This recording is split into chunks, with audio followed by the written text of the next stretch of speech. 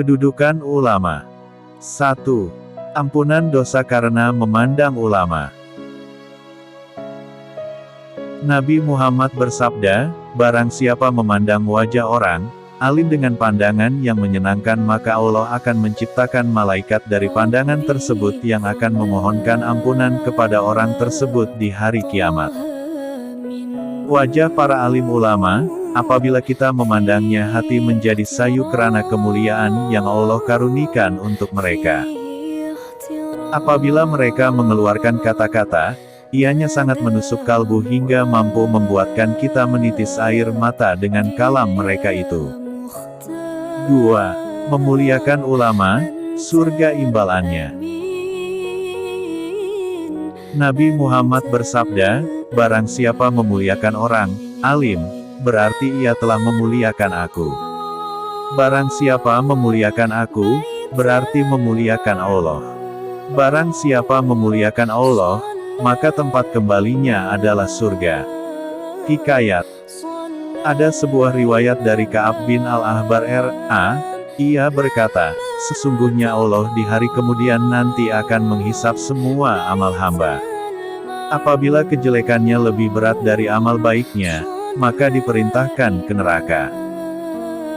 Ketika mereka, para hamba, itu berjalan menuju neraka, Allah berkata kepada malaikat Jibril, "Hai, Jibril, temuilah hambaku dan tanyakanlah kepadanya, apakah dia saat hidup di dunia pernah mendatangi majelis seorang ulama, agar aku dapat mengampuninya, dengan syafaat si ulama tersebut."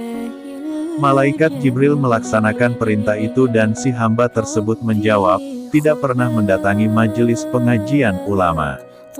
Malaikat Jibril lalu kembali menghadap kepada Allah dan berkata, "Ya, Robi, Engkau maha mengetahui tentang keadaan hambamu." Dia menjawab tidak pernah mendatangi majelis pengajian ulama. Allah memerintahkan kepada malaikat Jibril, bertanyalah kepada hamba itu, apakah dia pernah mencintai seorang ulama. Malaikat Jibril pergi melaksanakan perintah itu, tetapi hamba itu menjawab, tidak pernah mencintai seorang ulama. Malaikat Jibril kembali kepada Allah. Allah berfirman kepada Jibril, tanyakanlah kepada hambaku itu, apakah dia pernah duduk makan yang dihadiri oleh seorang ulama. Malaikat Jibril pergi melaksanakan tugas tersebut. Tetapi si hamba itu menjawab tidak. Allah kemudian memerintah Jibril agar bertanya kembali kepada hamba tersebut, apakah dia pernah tinggal di sebuah perkampungan yang di situ terdapat seorang ulama. Malaikat Jibril melaksanakan perintah itu.